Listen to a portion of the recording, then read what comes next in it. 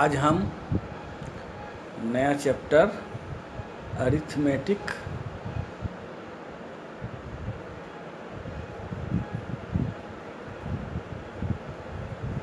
Progression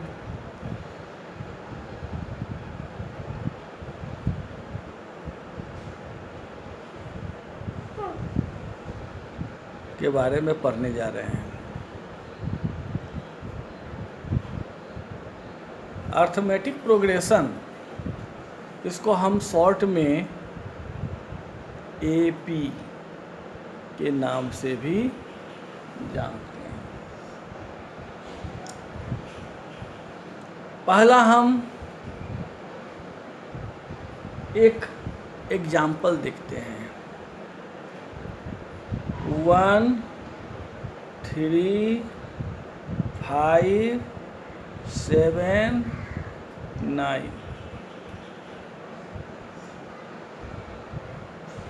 यह क्या है? ये नंबर हैं। नंबर, प्रत्येक नंबर को each number is said as term. चलिए हम टर्म में ऐसा समझ लें, T1 = 1, T2 = 3, T3 = 5, T4 = 7। तो इस प्रकार से Tn तक हमको पता रहता है। इसमें फर्स्ट टर्म T1, इसको हम जनरली A द्वारा डिनोट करते हैं। और इसमें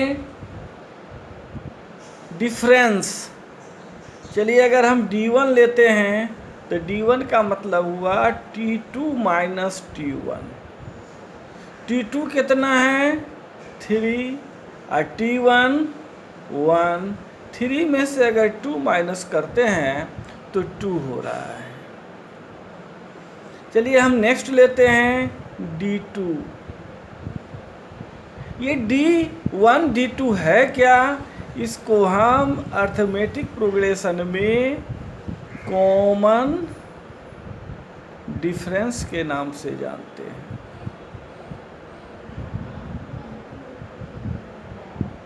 कॉमन डिफरेंस। कब यह कॉमन डिफरेंस कहलाएगा? जैसे कि हम अभी समझ लें, D2 = T3 - T2। T3 कितना है? 5 एंड T2 कितना है? 3। तो इस प्रकार से डिफरेंस प्रत्येक बार में क्या आ रहा है? 2 डिफरेंस आ रहा है। चलिए हम D3 ले लेते हैं। D3 = T4 - T3। T4 7 - 5 = 2। तो हम यहाँ क्या देख रहे हैं? D1 = D2 = D3। अगर यह होता है तो इसको हम AP कहते हैं, arithmetic progression. The terms are in AP। अगर यह इक्वल नहीं होता है तब हम उसको AP नहीं जानेंगे, उसको हम एक अरिथमेटिकल स्टेटमेंट कह सकते हैं। तो ये अरिथमेटिकल स्टेटमेंट है जिसका कॉमन डिफरेंस जो है 2 आ रहा है, और कुछ भी आ सकता है ना। आगे देखें, ये AP जो है 2 टाइप्स होते हैं। एक फिनाइट,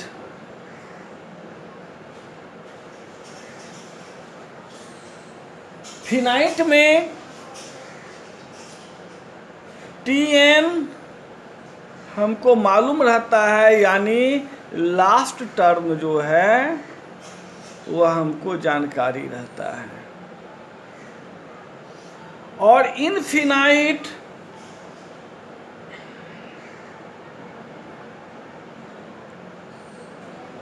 इसमें हमें अंतिम टर्म, जो लास्ट टर्म है, वह हमको पता नहीं रहता है। है ना, लास्ट टर्म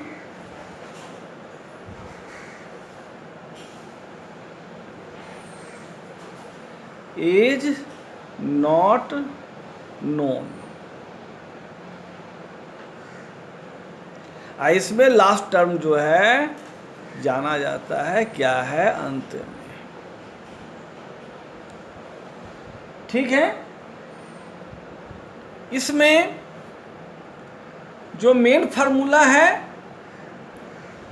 इसको हम, जैसे अगर हमको लास्ट टर्म या कोई टर्म हमको पता लगाना है तो ये फार्मूला फर्स्ट है Tn equal to a plus n minus 1 into d. Tn यानी अगर हम T1 लेंगे तो क्या हो जाएगा, a प्लस n माइनस 1 यानी 1 minus 1 into d. That means a plus 0d यानी केवल a, यानी first term is also denoted as t, जैसा कि हम ये बता चुके हैं। इस प्रकार से फर्स्ट टर्म सेकेंड टर्म जो हमको सॉल्व करना रहता है उसको हम पता लगाते हैं। अब हम NCERT के चैप्टर जो है ये अर्थमेटिक प्रोग्रेशन जो है चैप्टर 5 में दिया हुआ है, इसके बारे में हम स्टडी करेंगे, है ना। Exercise 5.1।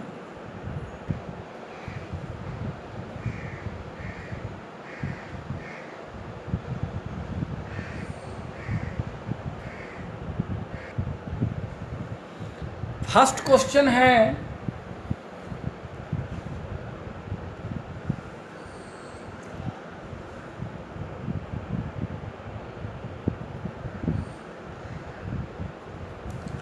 in which of the following situations does the list of number involved make an arithmetic progression and why।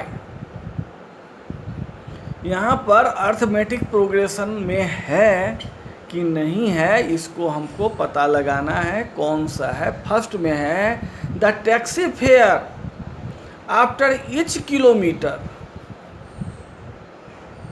when the fare is ₹15 for the first kilometer and 18 for each additional kilometer। तो इसमें बताया जा रहा है कि जैसे हम लें फर्स्ट किलोमीटर 15, सेकेंड किलोमीटर यानी first kilometre 15 and 8 for each additional kilometre. Second kilometre अगर हम जाएंगे तो 8 5 23 हो गया। उसके बाद इसमें 8 ऐड होता चला जाएगा, तो थर्ड किलोमीटर जाने पर 31, फोर्थ किलोमीटर में 39। तो हम क्या देख रहे हैं, इसमें प्रत्येक बार क्या हो रहा है, 8 जो है इंक्रीज कर रहा है। तो ये जो है इसमें कॉमन डिफरेंस 8 है, इसलिए यह अर्थमेटिक प्रोग्रेशन है। Question number 2, the amount of air present in cylinder when A vacuum pump remove 1/4 of air remaining in the cylinder at a time। चलिए हम इसके लिए एक एग्जाम्पल ले लेते हैं।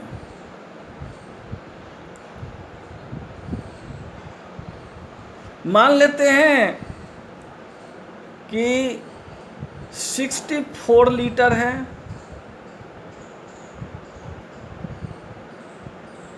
सिलेंडर में गैस जो है 60, एयर जो है 64 लीटर है। क्या किया जाता है एक वैक्यूम पंप के द्वारा 1/4 ऑफ एयर, इसका 1/4 निकाल दिया जाता है। तो 1/4 कितना हुआ? 16। अगर हम 64 में से 16 निकाल लेते हैं, यानी 64 का 1/4, 16 लीटर निकाल लेते हैं तो क्या बच रहा है? 48 लीटर। अब इसमें बच गया 48 लीटर। फिर क्या किया गया सेकेंड टाइम? 48 का 1/4 निकाल लिया गया। क्या निकाला गया? 12 माइनस कर देते हैं तो कितना हो रहा है? 36। फिर 36 का 1/4 फिर निकाला जाता है। कितना निकला? 9। कितना बच गया? 27। तो हम क्या देख रहे हैं कि T1 अगर ये है, T2 ये है, T3 ये है, तो अगर हम डिफरेंस निकालते हैं तो क्या हो रहा है?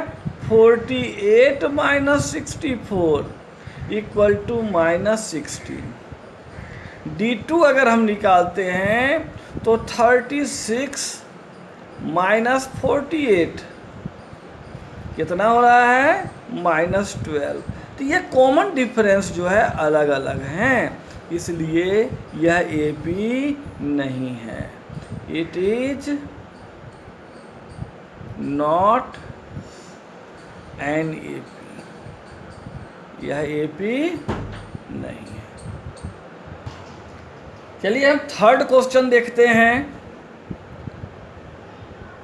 थर्ड क्वेश्चन में कहा गया है the cost of digging a well after every metre of digging when it cost 150 for the first meter and rises ₹50 for each subsequent meter।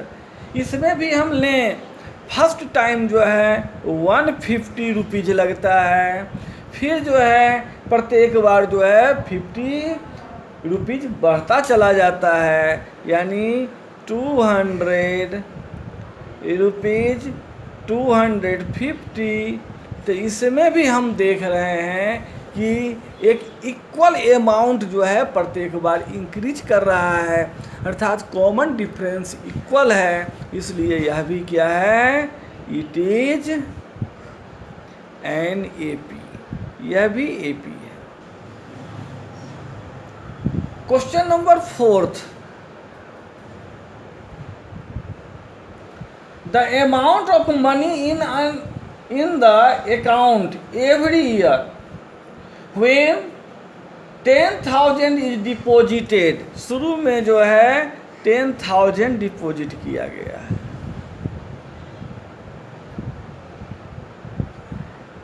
Eight compound interest 8% per annum.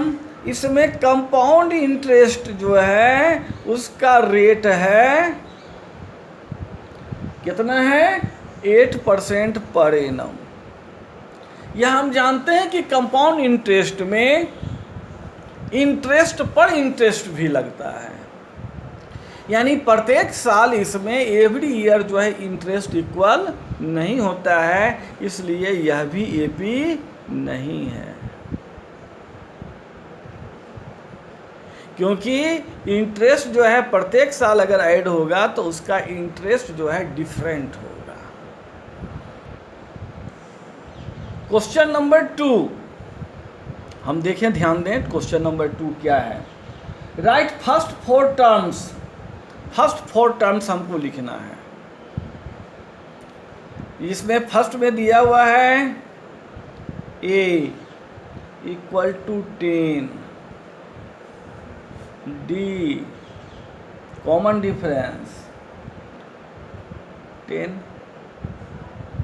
First 4 term देना है हमको, तो चलिए हम by the formula use करेंगे। T1 equal to a plus n minus one into d. मालूम है कि T1 जो है जो रहता है फर्स्ट वही होता है, 10 है plus 1 minus one into d, that means केवल 10 होगा। डी कितना है? 10 है। 10 से 0 को मल्टीप्लाई करेंगे तो 0 रहेगा, उसमें 10 नहीं हो गया। T2 क्या हो जाएगा? 10 प्लस 2 माइनस 1 इंटू 10, ठीक है। तो 10 प्लस 1 इंटू 10, तो 10 प्लस 10 इक्वल टू 20। फिर हम ले लें T3। T3 क्या हो जाएगा? n का वैल्यू 3 हो गया, तो a है तो a तो 10 है, प्लस n माइनस 1, तो n कितना है? 3 माइनस 1। d कितना है? 10, यानी क्या हो गया? 10 प्लस 3 में से 1 माइनस हुआ 2 इंटू 10, यानी 10 plus 20 equal to 30। And the fourth term 10 plus 4 minus 1 into 10, 10 plus 3 into 10, तो कितना हो गया? 10 प्लस 30, तो 10 प्लस 30 इक्वल टू 40। इस प्रकार से फर्स्ट टर्म से 4 टर्म्स हम ले लेते हैं, तो क्या हो गया? AP क्या हो जाता है? 10, 20, 30 and 40।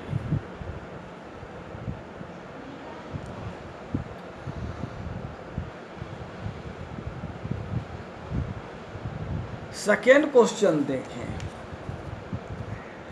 a equal to -2, d equal to 0, यानी इसमें T1 -2,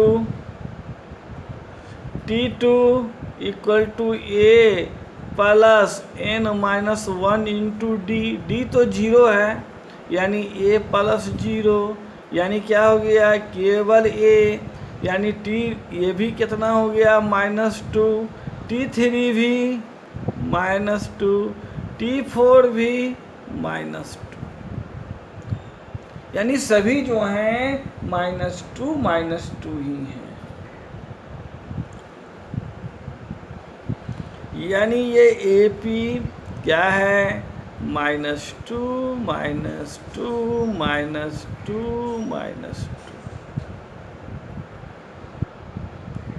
अब हम थर्ड नंबर क्वेश्चन देखते हैं। थर्ड में क्या है? A दिया हुआ है 4, D कितना दिया हुआ है? -3। तो चलिए हम T1 निकालते हैं। तो T1 क्या हो जाएगा? पहले तो Tn फार्मूला हम लिख दें, a plus n minus 1 into D. तो T1 क्या हो रहा है? a है 4 प्लस n कितना? 1 माइनस 1 इंटू डी, इसलिए हमको इसको लिखने की ज़रूरत भी नहीं है। 4 plus 0 into 3 equal to 4 plus 0 equal to 4, यानी T1 तो 4 हुआ ही। T2 equal to 4 plus 2 minus 1 into -3, तो क्या हो रहा है? 4 प्लस 2 में से 1 माइनस हुआ -1 into -3, that means 4 plus minus -3 equal to 1। T3 equal to हम कर लें 4 प्लस 3 माइनस 1 इंटू -3, 4 प्लस 3 में से 1 माइनस हुआ 2 इंटू -3। आगे हम लें 4 4 plus minus minus 6 equal to -2। अब हम T4 भी इसी प्रकार से निकाल लेते हैं। 4 प्लस 4 जो है ये n का वैल्यू है, यहाँ फार्मूला है Tn equal to a plus n minus 1 into t. तो n माइनस यानी 4 माइनस 1, जहाँ n माइनस 1 देना है वहाँ पर हम क्या लिख देते हैं, n की जगह पर 4, बाकी हम ये -3 तो d का वैल्यू डालें ही। 4 plus 3 into -3, 4 plus minus minus 3 3 जा 9 इक्वल टू -5। तो यहाँ पर AP में क्या आ रहा है, फर्स्ट टर्म T1 है 4, second term 1, third term -2, fourth term -5, यानी 3 3 जो है ये घटता जा रहा है। इसी प्रकार से हम क्वेश्चन नंबर, अब हम फोर्थ देखते हैं। क्वेश्चन क्या है फोर्थ में, a इक्वल टू क्या है -1, d दिया हुआ है 1/2। चलिए T1 तो -1 ही रहेगा। T2 equal to -1 plus 2 -1 into 1/2 -1, फिर यहाँ पर plus 1 into 1/2, that means -1 plus 1/2। क्या देख रहे हैं हम यहाँ पर, LCM 2 -2 प्लस 1, दैट मीन्स -1/2। अब हम T3 को निकाल लेते हैं। -1 प्लस n का वैल्यू 3 -1 इंटू 1/2, तो कितना हो रहा है, -1 प्लस 2 इंटू 1/2, यानी -1 प्लस 1 इक्वल टू 0।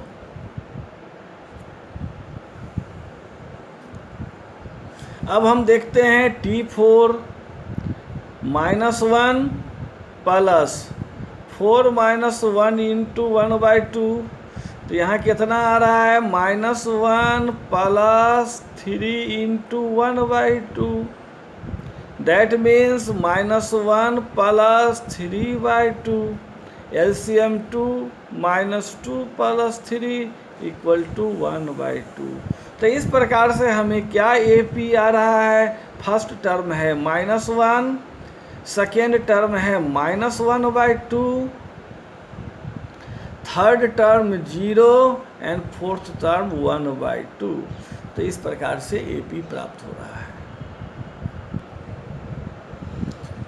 अब हम क्वेश्चन नंबर 2 का क्वेश्चन नंबर हम 5th देखते हैं। A यानी फर्स्ट टर्म दिया हुआ है -1.25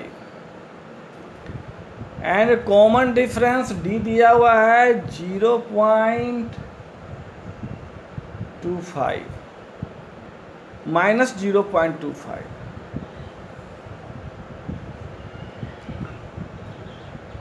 तो हमको यहाँ पर फर्स्ट टर्म T1 कितना हो गया, -1.25। T2 निकालना है, -1.25 फर्स्ट टर्म तो रहेगा, प्लस 2 -1 इंटू -0.25, -1.25 प्लस 1 इंटू -0.25, क्या हो रहा है, -1.25, ये प्लस माइनस माइनस 0.25, दोनों को ऐड करते हैं, क्योंकि दोनों माइनस है साइन माइनस ही रहेगा, दोनों को ऐड करेंगे तो 1.50, ये सेकेंड टर्म हो रहा है। इसी प्रकार से हम थर्ड टर्म निकालेंगे, minus 1.25 plus 3 minus 1 into minus 0.25, तो क्या रहा है माइनस 1.25 प्लस 2 इंटू माइनस 0.25, क्या आ रहा है माइनस 1.25 प्लस माइनस माइनस 2 से मल्टीप्लाई करते हैं तो 0.50। अब इस दोनों को ऐड करते हैं, माइनस 1.25 में इसको ऐड करते हैं तो माइनस 1.75। अब हम T4 भी निकाल लेते हैं, तो T4 कितना हो जाएगा minus 1.25 plus n minus 1 4 minus 1 into D कितना है माइनस 0.25। ठीक है, तो यहाँ हो गया माइनस 1.25 प्लस 3 इंटू माइनस 0.25। तो 3 से इसको मल्टीप्लाई करेंगे तो माइनस 1.25 माइनस 0.75, ये दोनों माइनस है, साइन तो माइनस ही रहेगा, दोनों को ऐड कर देंगे तो 2.00। तो इस प्रकार से जो AP हमारा प्राप्त हो रहा है, क्या AP आ रहा है, फर्स्ट टर्म है माइनस 1.25, सेकेंड टर्म क्या है minus 1.50, third term minus 1.75 and the fourth term minus 2.00 डालें या केवल 2 भी हम डाल सकते हैं।